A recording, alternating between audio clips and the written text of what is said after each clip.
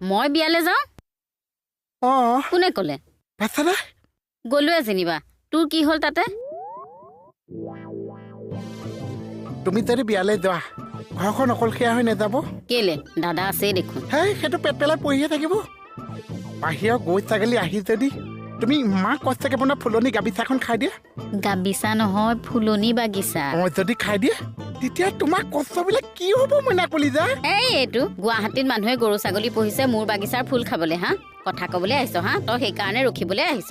নহয় ভণ্টি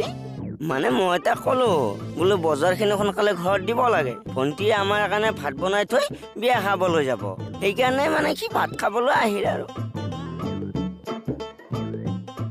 এইষা আপুনি কি ক'লে বাচ্চাদা মই নিজৰ ভাতকেইটা যোগাৰ কৰিব নোৱাৰিম নে মোক কিয় ধৰিছ তাক ধৰ আঁতৰত আছে যে আপুনি এইষা কি কথা ক'লে কি কষ্ট হয় ভাত বনাওঁতে